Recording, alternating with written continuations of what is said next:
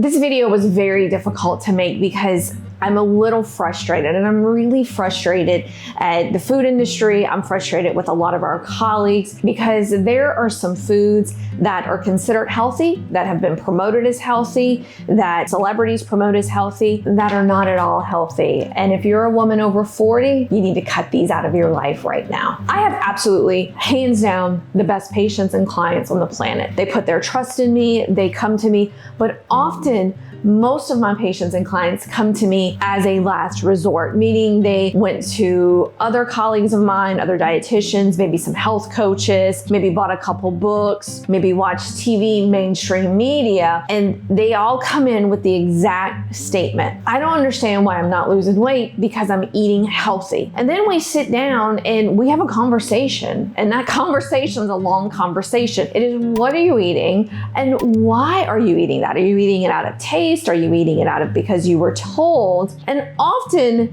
we are eating healthy according to mainstream media. But we're gonna go over the most common foods I see my patients eat that are absolutely terrible for us, but have been told in the past that they are healthy. And honestly, it frustrates me as a dietitian because I dove and I dived into all these products to figure out why are we eating these and why they are promoted. And really the most frustrating part is that these products are still today promoted as healthy. So this is an eye-opening video you gotta watch. And the first food we're gonna talk about is granola. Granola has such a fantastic promotion.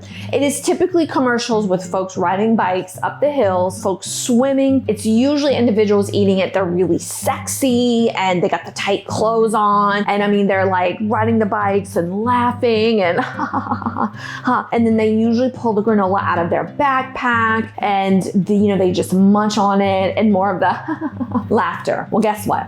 That granola is usually loaded with a ton of sugar. Not just 1 or 2 tablespoons, often about 3 tablespoons of sugar. Holy cow, because that's what makes it taste good. I mean, if you stripped all the sugar out of granola, it would just be oats and funk. And it would probably be really, really nasty. Most of my folks will mix granola and yogurt and they're like, this is what I've been taught. This is when I was released from the hospital.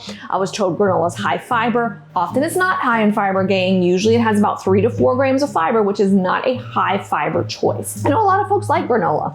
I like granola. Of course, when I was young, I ate, the worst versions, and that should explain why I had migraines and couldn't pull off my last 15 pounds. But there's a couple things you can do, and there are a couple products. Number 1, read the ingredients. All the time, my colleagues teach, look at numbers on the ingredients. Absolutely not. We're gonna read the ingredients. We're not going to just look at the numbers on the label. Now, we do that too. I always say, how is it sweetened? There's a whole bunch of sexy names for sugar like agave nectar and ooh, honey. So you wanna look at the ingredient label. You wanna see, hey, is there gluten in there? Because that gluten definitely increases inflammation. The big granola that I recommend in my clinic to my patients is the Julian's Bakery Pro Granola.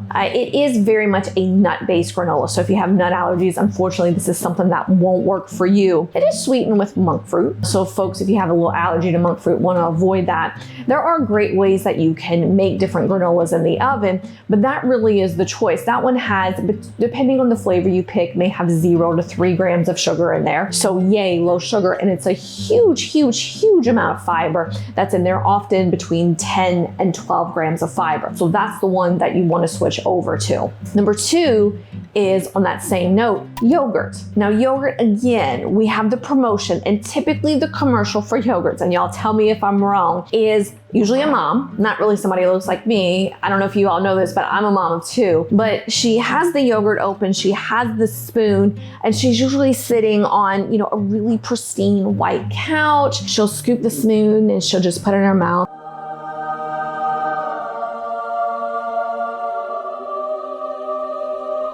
We want to feel that because as moms, we are crazy busy. And then yogurt got a really big push with osteoporosis. I believe it was in the 90s. That's when I really started hearing a lot about, get your calcium in for osteoporosis, do your weight-bearing exercises, which we'll do a video on that down the road, which I'm super excited about. But again, the problem with yogurt, they had to add a ton of sugar for it to taste amazing. If you've had plain yogurt, it's plain. There's no other way around it. It's plain. Do I like it? I do. But that switch from that high sugar yogurt, I mean, some of them had 24 grams of sugar in there that I've read, and that's, almost 2 slices of bread that you're eating. So it kind of just killed that calcium right there. And yogurt's a great source of protein. Not really. Some of the yogurts that we were eating, like your Dannon's and your Yoplait, maybe have between 5 and 7 grams of protein in there. That is not a lot of protein, gang. That is not a lot of protein. I have a lot of my patients who, I eat yogurt, and we really break it down to what kind. So what can we do? Because again, we enjoy yogurt. Yogurt tastes good. It's creamy. We like it. It is a good source of protein if you find the right one. And it can be low in sugar if you find the right one. And so I do encourage folks to switch to a Greek yogurt. Now, me personally, I do eat yogurt. It's just not one of my reach fors. It's not one of my favorite things to have. I'll have it if it's there, if I'm out on the road. There are some great plain Greek yogurt flavors that taste amazing. A lot of people like the plain Chobani. I do have some folks who do the Dannon Too Good. Now that one does have 2 grams of sugar. It is made with stevia, but that gives folks kind of that flavored style that they like, that you can mix with your pro granola that we talked about earlier. This one's so hard because it took me a lot of convincing. Y'all have to remember that I've been in practice for a pretty long time. Let me do the math real quick. Oh my gosh, 18 years. So I've been in practice for 18 years, and I worked in the hospital system, and I apologize to all of my patients who I worked with in the hospital system because I did recommend the next thing, which is whole grain rice and whole grain pasta. Oh gosh, what a bad mistake I made. I'm so sorry. It's deceiving. It is so absolutely deceiving. And let me tell you why, because folks will say, switch over from the white rice to the whole grain rice, and switch over from the white pasta to the whole wheat pasta. That is a bunch of phooey pants, because let me tell you why. A 1/3 cup of rice, so just a 1/3 cup, which is your serving. Now who eats that much? Shoot, I know y'all eat more than that. 1/3 cup of white rice has 14 grams of carbs and less than 1 gram of fiber, okay? So remember that. 14 grams of carbs, less than 1 gram of fiber. Brown rice, like the king. Oh God, you better switch to that. You had a heart attack, you better switch. 1/3 cup of brown rice, 16 grams of carbs, 1 gram of fiber. One more time, 16 grams of carbs, 1 gram of fiber. 14, 16, less than 1. Time to cut those out. I did 2 videos on this channel of my favorite rice substitutes as well as my favorite pasta substitutes that taste pretty good. My favorite would have to be, when it comes to rice, I do like cauliflower rice, but I also like palmini. They've done a rice substitute that's made with hearts of palm. Very good. Most of you all can get this at your local supermarkets, including Walmart. And then as far as the pasta goes, I really like Zarudel. Now they've changed their bagging. It's like Livonia. I may be mispronouncing that. If I am, I apologize. I'll have the links to those below, as well as those 2 videos that you can watch. The 90s called and they want their fat-free salad dressings back. I am still floored, but I get it. I understand why we are using fat-free salad dressing. We're still afraid of fat, and there's really no reason for us to be afraid of fat. Even if you say, like, the American Heart Association, which we're gonna talk about that organization down the road, I'm just baffled that we still recommend fat-free salad dressing to folks. One of the reasons I do not like fat-free salad dressings is you have to remember, when you take something out of a product, you have to put something in its place.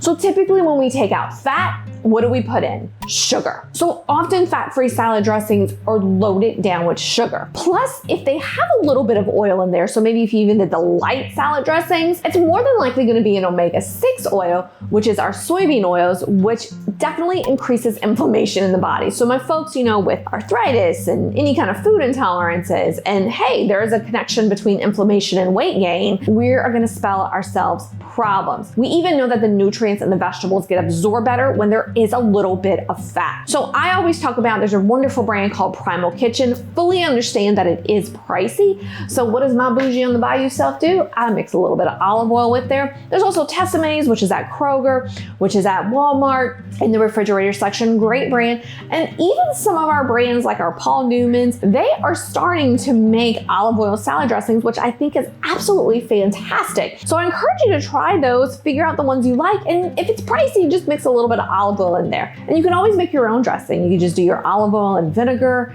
It's delicious, it's wonderful. Put that on your salad and get rid of the fat-free stuff. It's gross and it doesn't work. The next item we're gonna talk about, I'm combining two. It is granola bars and rice cakes. What? Yes, granola bars. Again, just like we talked about earlier with granola. It is typically, the commercial is either the super sexy bikers who are in the mountains and riding. And I just want to let y'all know, number one, I love camping. Number two, I am super clumsy on a bike. So I would be on the ground. Let me know if you are the exact same. I would love to connect clumsy selves. But granola bars, again, sugar, hello, rice cakes, carbs. You know, again, they're fat-free, you know, so I get it. I understand why it happens. It is very easy to fall down that rabbit trail. And later, I'm gonna make a video on what eventually got me to switch my eating, because it was a long process. I was scared, you know, I didn't wanna give up these things because we were taught so many things for so long. But again, we have to look at the ingredients on the label. Is it loaded with sugar? How much gluten's in there, etc.? What can we do? Now, I will preface this. Some of my folks who are gluten-free and who have a lot of food allergies, sometimes the rice cakes, that is what works for us. So please, if you're that person, you can, you know, send me a message, you can DM me on my Instagram and we can work through some things. But for folks with just weight loss and inflammation, we gotta see what those ingredients are. I cannot stress that enough. There's a couple of bars that I like. Surprisingly, I do like some of the Kind bars. Some of them are 5 grams of sugar or less. They are gluten-free, so that makes me happy, and they taste good. Because again, when we pull all the sugar out of a bar, it's gonna be pretty nasty. Now, the other one that I like, and it does have erythritol in there, so watch out with my friends with tummy troubles, and we don't wanna overdo sugar alcohols in our body because that can cause a problem. It's called the Good To Go bars. And what I like about these is that they are a cookie consistency. So it's very different from that kind of granola-y style bar that we see on the commercials with the bikes spinning by and all that fun stuff. Good product. It tastes nice. Now, a lot of you all, if you know me personally, if you work with me personally, I love you and I would love to take you on as a client. You can scroll down below and shoot me an email. We can do telehealth and we do file various insurances. So do that and I would love to work with you. But my clients and patients personally know I am not a fan of bars personally. They don't fill me up. Even the most healthy ones don't fill me up.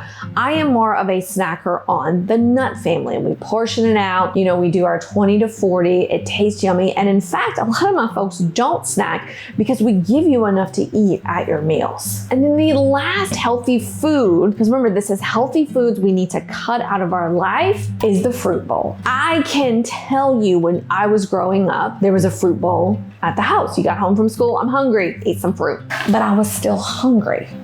Why? When we eat fruit, it is a carb. We might have that blood sugar spike and then we have that drop and guess what? I'm hungry again. So I'm gonna eat another one. Then I'm gonna have that drop. Then I'm gonna eat another one. Then I'm gonna have that drop. I'm gonna keep, do you see what's happening here?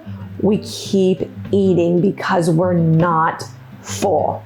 We're not full. You know, and I mean, I know this goes against all of our teachings that we've heard, but we don't want to snack on fruit. Get rid of the fruit bowl. And if possible, before you all eat your supper meal, cut up a whole bunch of veggies, have a vegetable tray, have the kids eat that with some of that good, wonderful olive oil based dressing instead of throwing the fruit in our body. We gotta quit that, gang, because again, we're gonna get this up, down, and we're gonna quit eating. What should we snack on? We talked about it a while ago. We got great sources of protein with a little bit of fat with some fiber in there. An easy example is your nuts. Now I get it, some of us may have some allergies to nuts, so there's a lot of other things that we can do. And if you're confused, you can go into the description box. You can download my 7-day menu. It'll go right into your inbox and it'll give you the snacks that we love that'll keep your blood sugar stable, that'll keep inflammation down, and that will result in your weight loss. Let me know what you think about this video. I thank you for making it this far. Be sure to give this a like and subscribe for more videos like this, gang. Much love. Mwah.